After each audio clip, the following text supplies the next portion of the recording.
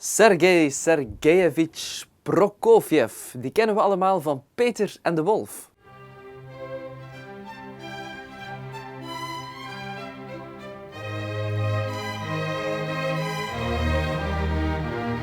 Maar toen hij die muziek componeerde was Prokofjev al 45 jaar. En op die leeftijd had hij al heel wat watertjes doorzwommen. En bovendien, op die leeftijd had Prokofjev al heel wat andere grote meesterwerken op papier gezet.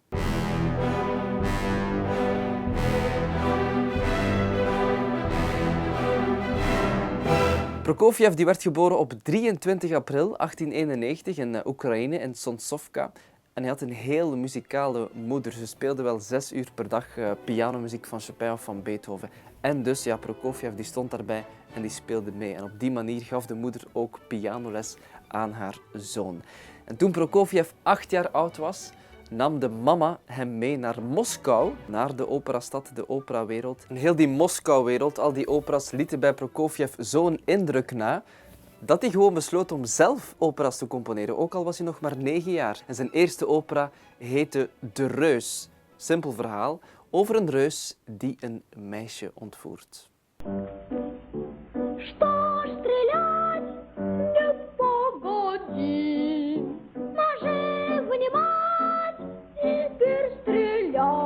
Het was meteen duidelijk, de jonge Sergei Prokofjev had heel veel talent. Dus hij trok naar het conservatorium van Sint-Petersburg op zijn 12. Hij was een pak jonger dan zijn klasgenoten. Hij stond bekend als de excentriekeling, ook een beetje als het ettertje, dat van iedereen statistieken bijhield van hoeveel fouten ze speelden aan de piano. Een beetje kinderachtig, maar wel heel typerend voor Prokofjev. Hij was sarcastisch, hij was intelligent en hij wilde anders zijn, anders klinken ook in de muziek.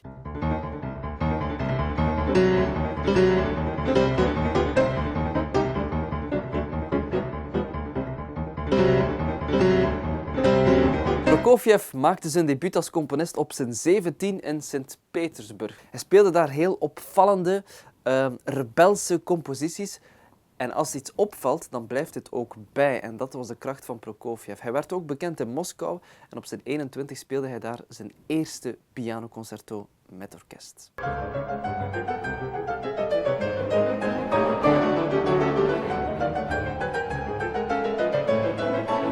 Als je naar de muziek van Prokofjev luistert, dan is het alsof je naar een futuristisch schilderij kijkt. Je voelt snelheid, spanning, onrust, tempo, beweging, veel prikkels en je bent ervoor te vinden of je vindt het kattengejank. Mocht je niet zo voor die vroege periode zijn van Prokofjev, dan kon je in die tijd nog altijd genieten van zijn balletmuziek.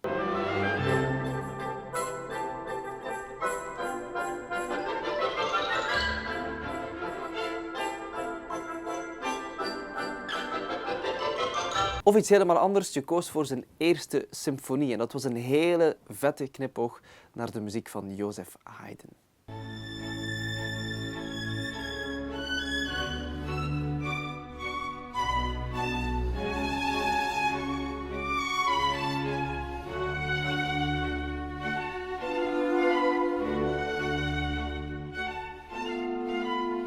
Kortom, het ging goed met Prokofjev, was een heel veelzijdig man geworden, maar 1917, de Russische revolutie brak uit. Dus hij vertrekt in 1918 op zijn 27 via de Trans-Siberische spoorlijn tot in Vladivostok. Van Vladivostok naar Japan, van Japan naar San Francisco in Amerika en dan zou hij aankomen in New York. Maar er was al een Rus in Amerika, Sergei Rachmaninov, want die had al met tournees veel jaren eerder al het Amerikaanse publiek voor zich gewonnen en de Amerikanen die hadden maar nood aan 1 Russisch pianist. Met andere woorden, Prokofjev was te laat. Hij kreeg wel nog een paar mooie kansen, bijvoorbeeld aan de opera van Chicago. Daar componeerde hij nog de liefde voor 3 sinaasappelen.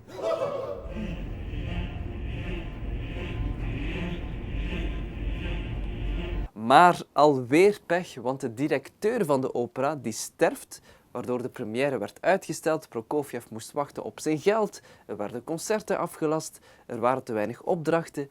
Dus Prokofjev ging op zoek naar betere oorden. Hij trok naar Europa, naar Parijs. Ah, Parijs in de jaren 20. Dan denk je aan Jean Cocteau, dan denk je aan Maurice Ravel, dan denk je aan de Franse cinema, dan denk je aan Pablo Picasso, dan denk je aan de music halls, aan de jazzbars, aan alles wat je maar wil. Je denkt aan een stad die nooit slaapt en aan een stad die misschien wel klaar zou zijn voor de scherpe, energieke muziek van Sergei Prokofjev. Tenminste, dat dacht Prokofjev. Maar wat had je gedacht? Er was alweer een Rus hem voor. Igor Stravinsky.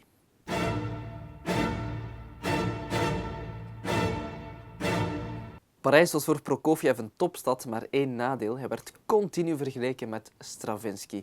Wat deed Stravinsky? Hij nam de volkse Russische muziek naar Europa, naar Parijs, want het Parijse publiek vond dat heel exotisch, heel interessant. En dat deed Prokofjev ook, maar Stravinsky was hem wel voor. Een van de bekendste werken van Prokofjev in Parijs was de Skythische Suite.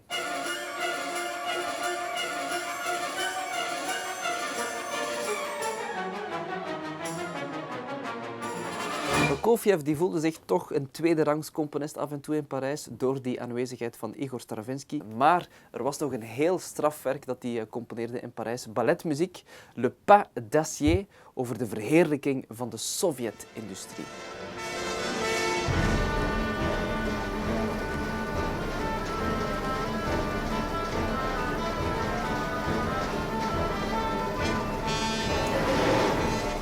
Le Pas d'Acier, een groot succes, hoekig, hard, alles wat je wil, alles wat toen in de mode was.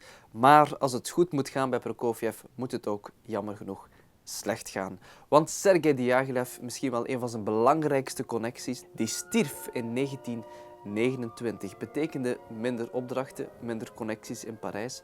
Dus Prokofjev die ging op zoek naar zijn echte carrière. Hij trok terug naar Rusland.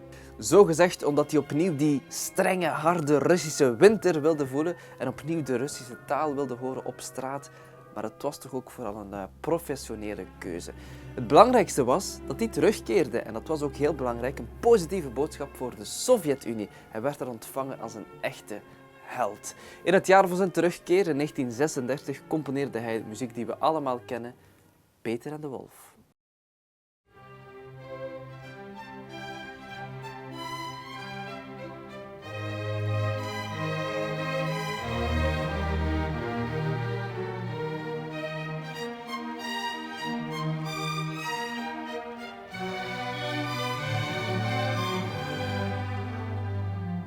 Prokofjev voelde zich helemaal in het Sovjetplaatje passen. Hij was weer helemaal terug thuisgekomen.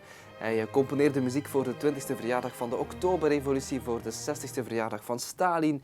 En hij begon ook te componeren voor films van Sergei Eisenstein, typische Sovjetfilms over de geschiedenis van het Russische Rijk. Een partituur die u zeker moet leren kennen is voor de film Alexander Nevsky.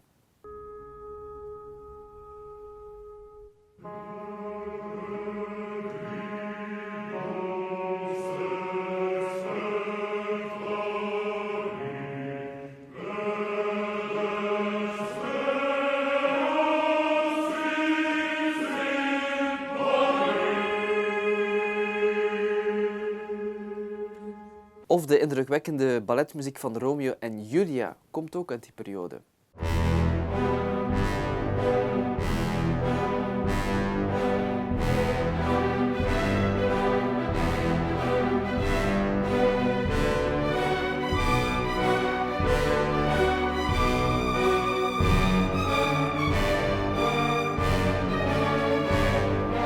Of wat echt bijdroeg tot zijn grote succes in de Sovjet-Unie, zijn 5e symfonie.